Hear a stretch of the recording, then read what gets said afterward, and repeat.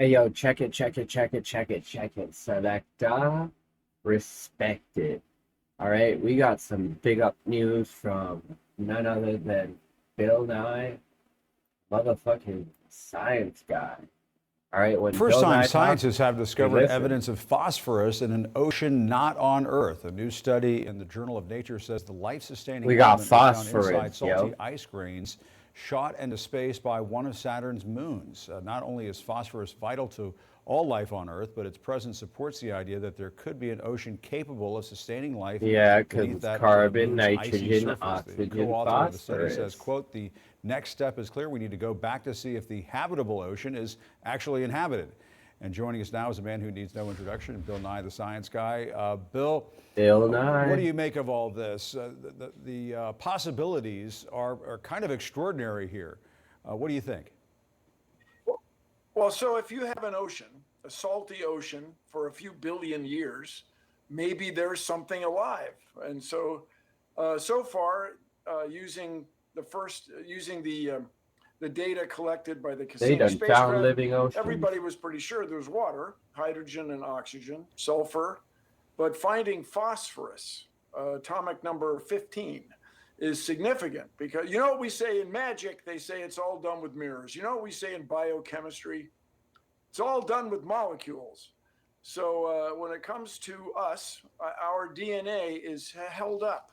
The edge of our DNA is phosphorus. And so phosphorus and sugar make the so-called backbone or the railings of the staircase of DNA. And then you've probably heard of ATP, adenosine triphosphate. That's the battery. That's the energizer of our cells. And so having phosphorus is very important to us and all the other living things that we know of. God damn, man. Bill Nye's still him. All right.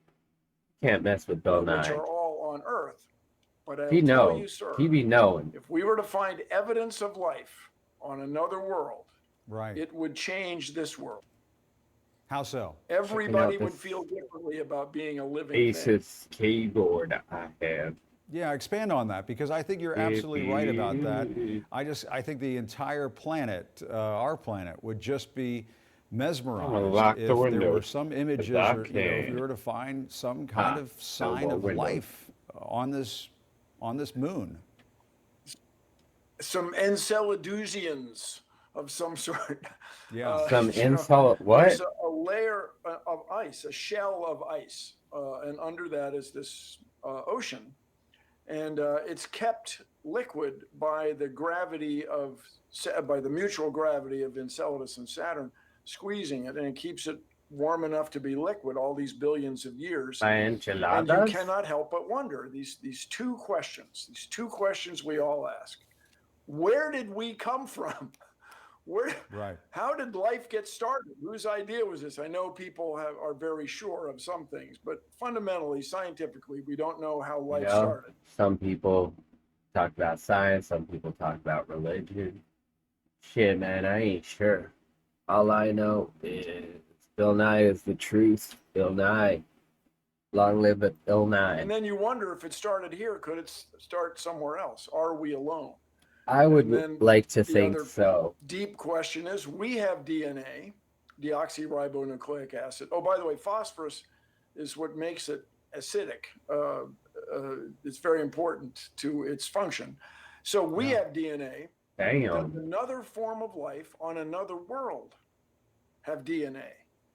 Does DNA always get involved? Is it always part of the equation? And then furthermore, did life start somewhere else and end up here because things fall toward the sun after their impacts out there? Right. Are we descendants of Enceladosians? That's quite a hypothesis, but we investigated for a tiny fraction of the federal budget, a tiny fraction of space agency budgets around the world. Man, the federal budget. And it leads to these extraordinary discoveries. Back to you. Next. Well, and I mean, if this were to be, if we were to find some more evidence of this, we would have to go. And how would we go and further confirm what may be taking place there? Do we have rocket even have the? ship. So do we if haven't you even were- figured out how to get to Mars? You know, Well, besides sending rovers and that sort of thing.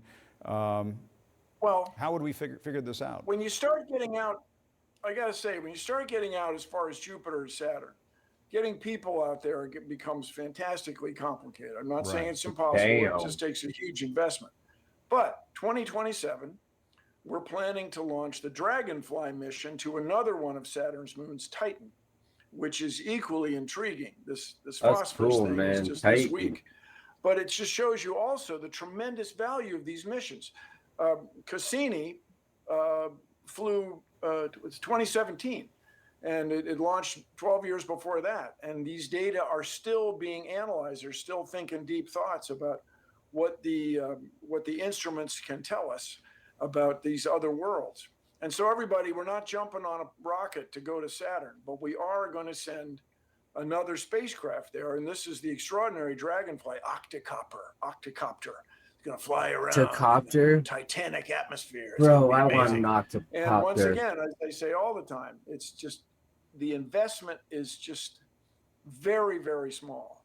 And if you are watching in the U.S., you're a U.S. citizen or what have you, NASA is the best brand the United States has. People everywhere respect NASA. And furthermore, there's another mission that just like Cassini, engages space agencies and scientists, engineers, and taxpayers, voters around the world.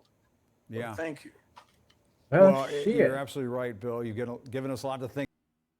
That's a Bill Nye the Science Guy, and he's still discovering science. What you doing with your dumbass? Alright, they found a key element essential for life on Saturn's moon, and it's phosphorus. You learned about octocopters. You need to drop me a subscribe and a comment. Smash like as well. Check out my A channel. I am Tony Bogue, the E-Boy Zombie Slayer. Bringing it soon.